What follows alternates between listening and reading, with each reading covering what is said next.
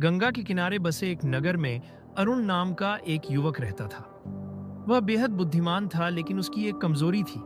वह किसी भी काम को करने से पहले इतना सोचता कि अंत में कुछ भी नहीं कर पाता। उसकी सोच उसके पैरों की बेड़ियां बन गई थी। अगर उसे नदी पार करनी होती तो वह घंटों यह सोचता रहता।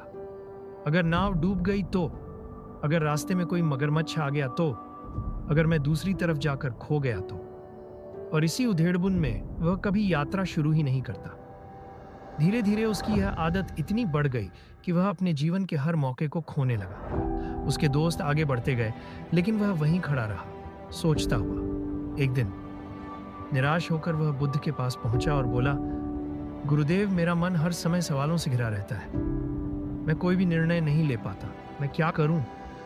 बुद्ध मुस्कुराए और बोले, तुम्हें एक काम करना होगा।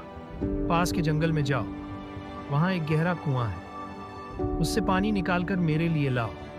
लेकिन ध्यान रहे, अगर तुम बहुत ज्यादा सोचोगे तो पानी कभी नहीं ला पाओगे। अरुण जंगल पहुंचा। कुएं के पास जाकर उसने रस्सी पकड़ी, लेकिन जैसे ही नीचे झांका उसका दिमाग बेचैन हो उठा। अगर रस्सी कमजोर हुई तो, अगर कुएं में गिर गया तो, अगर पानी दूषित हुआ तो। उसके हाथ कांपने लगे और डर के कारण वह रस्सी छोड़कर पीछे हट गया। उसका गला सूख गया था, लेकिन फिर भी वह पानी निकालने की हिम्मत नहीं जुटा पाया। खाली हाथ लौटकर उसने बुद्ध से कहा, गुरुदेव, मैं पानी नहीं निकाल सका।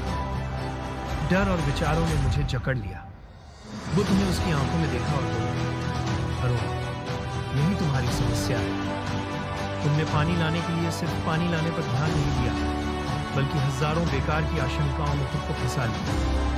सोच अच्छी बात है, लेकिन जब सोच ही तुम्हारे कदम रोकने लगे तो वह जहर बन जाती है। अरुण को अपनी गलती का एहसास हुआ। उसने प्रण लिया कि वह सोच विचार करेगा, लेकिन जरूरत से ज्यादा नहीं। सीख, जो नदी में छलांग लगाने से डरते हैं वे कभी पार नहीं कर पाते। जो सोचते ही रह जाते हैं वे जीवन में कुछ नहीं कर पाते।